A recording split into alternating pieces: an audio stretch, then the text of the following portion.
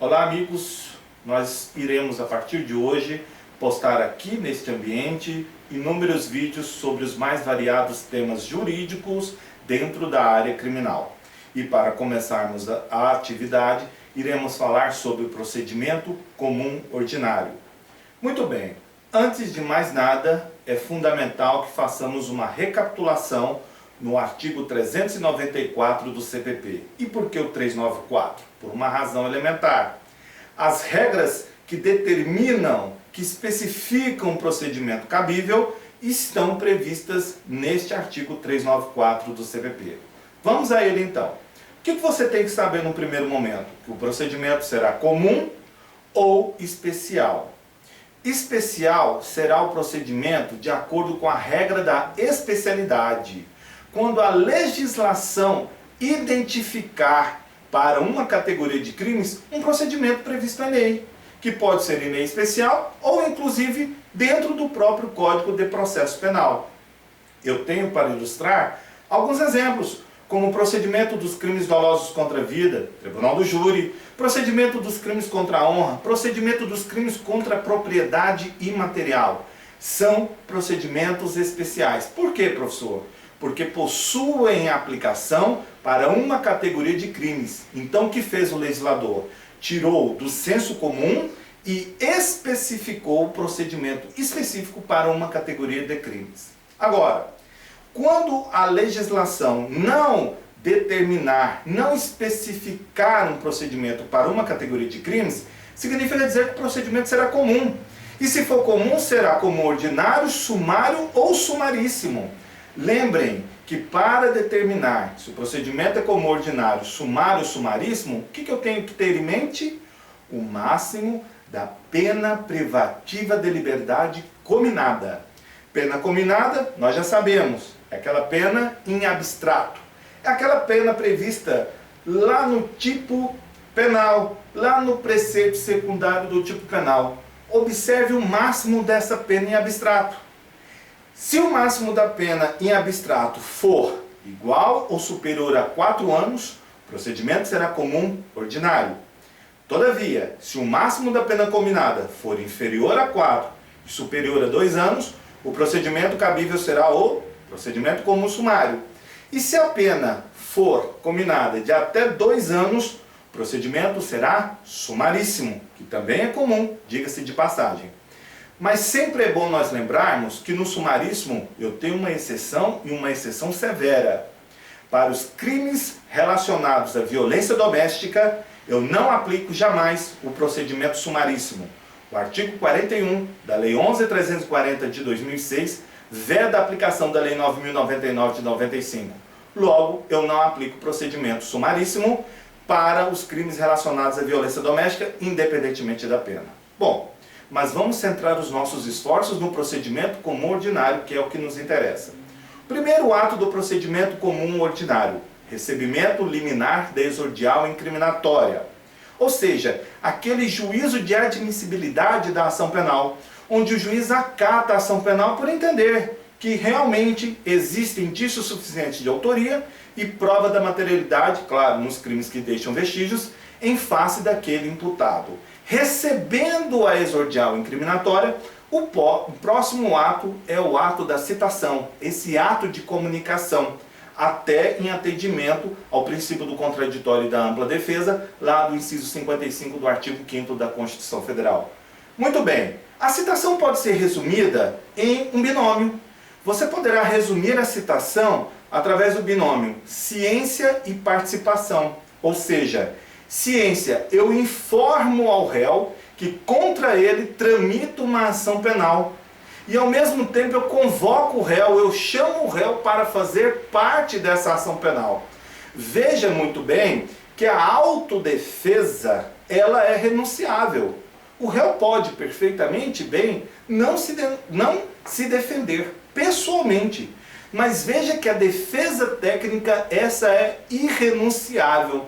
Significa dizer que, querendo ou não querendo, todo réu no processo penal terá a presença do advogado, ou constituído, ou advogado nomeado, ou um defensor público. A assistência jurídica é direito fundamental de todo réu no processo penal. Como se sabe, a citação poderá ser ficta ou real. Real é a regra geral, é a citação via mandado. É aquela citação onde o oficial de justiça, o meirinho, se desloca até o endereço e lá ele procede à citação, entregando uma contrafé da peça acusatória ao réu. De outro modo, o que nós teremos? Nós teremos a ficta, momento em que eu não sei onde se encontra o acusado, local incerto e não sabido, citação editalícia. Ou ainda existe uma terceira hipótese, novidade no sistema, houve a absorção no sistema jurídico por força de 2008, a reforma de 2008. Citação por hora certa, onde eu tenho o endereço, eu sei o paradeiro do réu, mas ele coloca e está colocando óbice na realização do ato. Então o oficial de justiça realizará a citação por hora certa nos termos do Código de Processo Civil. Feita a citação, abre-se um prazo de 10 dias para a apresentação da resposta à acusação, também chamada de defesa preliminar, como queiram. É a primeira defesa escrita, é peça obrigatória, não se esqueça desse detalhe. É peça obrigatória onde eu vou poder arrolar testemunhas, no procedimento como ordinário até 8, onde eu vou poder juntar documentos, onde eu vou poder requerer a realização de perícias, como a realização do exame de insanidade mental, eu vou requerer ao Poder Judiciário a instauração desse incidente, onde eu vou poder requerer inúmeras outras perícias de acordo com as peculiaridades do caso concreto. Sempre é bom lembrar aqui uma dica de prática. Não basta requerer confiando que o juiz fará o deferimento daquele requerimento. Não. Você terá que fundamentar. Em sua resposta à acusação, você terá que dizer qual a necessidade que se tem na feitura daquela perícia. Se não, meus caros, é indeferimento na certa. Além disso, nesse prazo de 10 dias, eu tenho a oportunidade, e é uma oportunidade que inclusive é preclusiva, de oferecer as chamadas exceções. Então, se eu for alegar uma incompetência do juiz, um impedimento, uma suspeição, etc., eu tenho que fazer nesse prazo de 10 dias em peça apartada. Veja que eu não posso fazer uma exceção em preliminar de resposta à acusação. Tem que ser em uma peça apartada. Muito bem. E o que eu vou poder alegar nessa peça resposta à acusação? O Código diz tudo que for de interesse da defesa. Agora, tudo não significa que você vai alegar qualquer coisa. Eu não posso, por exemplo, nesse momento, requerer uma absolvição com base no 386 do Código de Processo Penal. Eu vou requerer aquilo que o procedimento me oferece. Então, uma dica para vocês. Olhe bem o artigo 397 e as suas hipóteses. Veja o que ele te oferece, porque é com base nisso, por exemplo, que você poderá requerer. Você poderá requerer uma rejeição ou não recebimento definitivo, haja vista que o fato pode ser atípico, ou ausência de justa causa, ou outra questão qualquer. Bom, então você poderá alegar tudo que for de seu interesse. Ofertada a resposta à acusação por advogado, o juiz então manterá o recebimento ou fará a rejeição da peça acusatória. Se o juiz mantiver o recebimento da peça acusatória, deverá designar audiência de instrução e julgamento no prazo máximo de 60 dias. Cuidado com isso, para a realização da audiência de instrução e julgamento. Nesta audiência de instrução e julgamento, note, nós teremos a inquirição da vítima, se for possível, a inquirição das testemunhas de acusação, posteriormente de defesa, inquirição de peritos, se for o caso, reconhecimento, acareações, diligências outras e o interrogatório. Note bem que o interrogatório é o ato de inquirição de fechamento, onde então o réu será questionado acerca do fato. Muito bem, fechado o interrogatório, nós teremos o momento dos debates orais. Veja, a regra é o oferecimento das alegações finais orais, pelo prazo de 20 minutos, podendo ocorrer prorrogação por mais 10 minutos. Note que essa é a regra, todavia, quem milita no dia a dia forense sabe que essa regra se tornou uma exceção.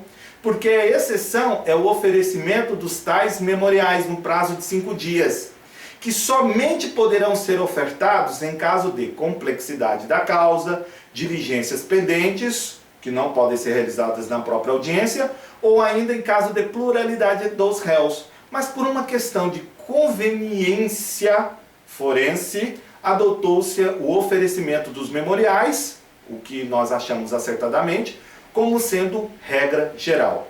Após o oferecimento dos memoriais, nós temos a prolação da sentença. Note bem que os atos, em termos quantitativos, são poucos, são diminutos. Isso tudo foi motivado em busca de uma prestação jurisdicional célere. Não se esqueçam, artigo 5º, inciso 78 da Constituição Federal, que veio acrescentado por força da emenda constitucional número 45, estabeleceu a chamada duração razoável do processo.